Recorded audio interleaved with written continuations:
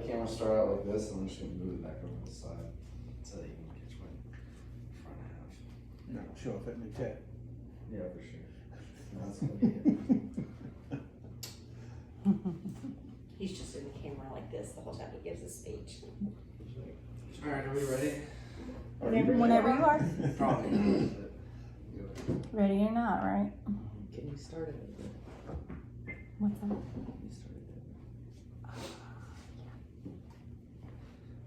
Alright, good afternoon. My name is Calvin Green. This speech is going to be on the process of how to become a Marine Corps officer.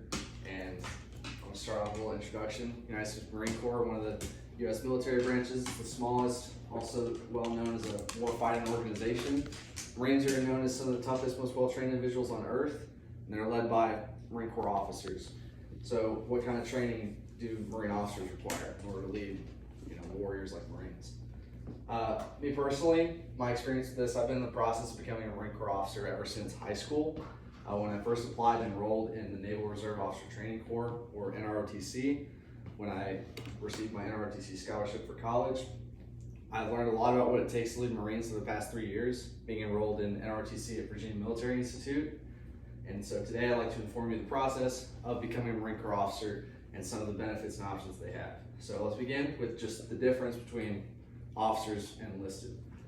Officers differ from enlisted Marines in the sense that they require a bachelor's degree from college, whereas enlisted Marines can enlist straight out of high school with a high school degree, and they have to just be like 17 with parents' permission. Officers, however, have to have a 4-year degree from an institution or college. Officers are also entrusted with greater responsibility in the sense that they oversee the welfare and well-being of Marines and the equipment under their charge and command. So where does one start on a path to a commission? There are many paths to become a Marine Corps officer, but I'm just going to go over the scholarship route and the college route with NROTC, and that starts with doing well academically in high school. Naval Reserve Officer Training Corps is a program held by many colleges and universities in the United States. Now, these stats are according to military.com, but if applying for an NROTC scholarship, minimum academic standards are a 22 SAT, or as I was, 22 ACT or 1000 SAT, along with strenuous medical requirements, medical paperwork, U.S. citizenship, and be between the ages of 17 and 23 when applying. Now, the scholarship is merit-based and highly competitive among applicants. Once activated, a person must maintain a 2.5 college GPA and a 235 fitness test in order to maintain their scholarship. The scholarship pays full tuition to the college you're enrolled in, with a monthly stipend of $250 that increases to $400 by senior year, in addition to a $375 book stipend. Now, for this to work, the college must have an active NROTC unit, and the full list of colleges supported by NROTC are provided on the official NROTC Navy webpage. Now, if granted a scholarship, what is then required by the newly enrolled midshipman? Once enrolled, midshipmen are required to complete naval science classes at their college in addition to their academic curriculum required by their major. In addition to other courses, it includes physical and tactical training like small unit leadership tactics and stuff that they do with their unit outside of college classes, like physical training and hiking with large packs, as well as field training and such.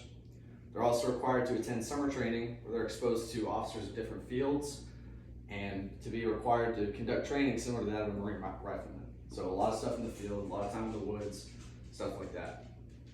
In the summer of their junior year, midshipmen are required to attend Officer Candidate School, which is a 6-week-long, highly intensive training cycle that evaluates and screens officer candidates on their ability to lead and conduct themselves accordingly in highly stressful situations.